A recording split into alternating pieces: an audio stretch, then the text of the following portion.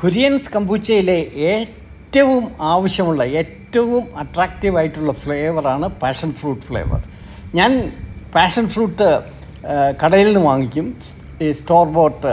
അതിൽ ചിലപ്പം പ്രിസർവേറ്റീവ്സ് കാണും, കളേഴ്സ് കാണും, ആഡഡ് കളേഴ്സ് കാണും, ആഡഡ് ഫ്ലേവേഴ്സ് കാണും. പക്ഷേ കൊറിയൻസ് കമ്പൂച്ച എനിക്ക് നാച്ചുറലായ കമ്പൂച്ച വേണം.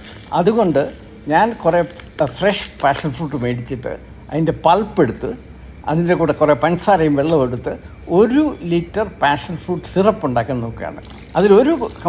ഒരു പാഷൻ ഫ്രൂട്ടിൻ്റെ കുറേ പിങ്ക് പൾപ്പുണ്ട്.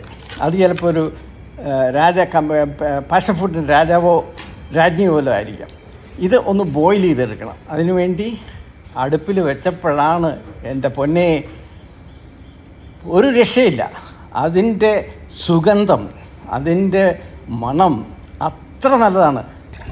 ബോയിൽ ചെയ്ത് കഴിഞ്ഞാൽ 5 മിനിറ്റ് മതി, പക്ഷേ നിർത്താൻ തോന്നുകയില്ല. പക്ഷേ ഞാൻ നിർത്തി. എന്നിട്ടത് തണുപ്പിച്ചിട്ട് നല്ല ഒരു കുപ്പിക്കകത്ത് ഒഴിച്ചു വെച്ചു. അതിൻ്റെ കുരുവും കൂടെയാണ്, കാരണം ഈ കമ്പൂച്ചയ്ക്കകത്ത് കുരു കടിക്കാനും ഒരു രസമുണ്ട്. അടുത്ത കമ്പൂച്ച ബാച്ച് അടിപൊളിയായിരിക്കും. പാഷൻ ഫ്രൂട്ട് എല്ലാം നാച്ചുറൽ, വളരെ അധികം നല്ല